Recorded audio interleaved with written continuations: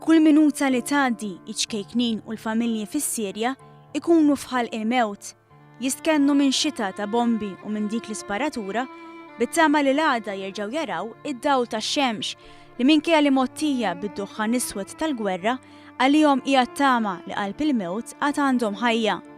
Realtà li kulħadd irid jaħrab minnha, iżda l-Is-Soru Annie Demerjian għażlet li tagħti minkejja li wara l-istudji tagħha f'Ruma se tgħix ħajjitha fil-paċi u f'post sigur.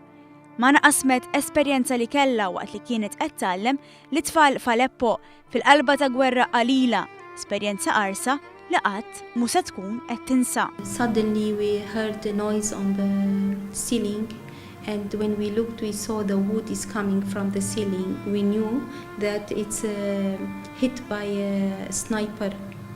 So I said to the young people, please come far from the window and let us continue the exam.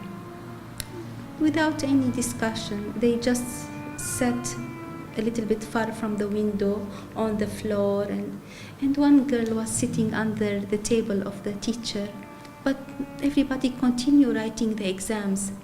This screen, it doesn't go from my mind, you know. I went to tears because later on when we finished, I said to them, you know, you are the hero of our time. Din is-Soru kuraġġuża ddeskriviet xi jfisser li tgħix fis-Sirja, din kif anke hi kienet biss sekondi l-bogħod mill-mewt. Għażla li għamlet biex tkun spalla għal dawk li l-karba tagħhom qed tindifen mal-ħoss tal-bombi. Sometimes we don't sleep. So we don't sleep because of the bombs and the fighting going around. We've been during very difficult time without electricity, without water, years without water.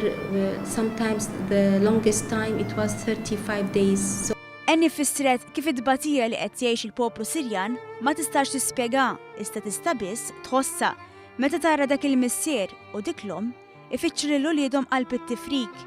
Bil-ġukorel ta' dawn it-tfal saru il-balal li xi kultant dawn iċ-kejknin jispiċċaw fil-mira tagħhom.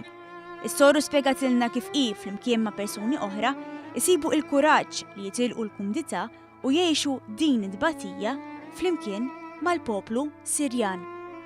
when you think they are your people, you don't think about the dangers. Just you know that you are helping your brother and sister and your mother and father, and that's you take the courage from that. And of course, this situation make you more strong to continue ahead and helping your own people. It's our people.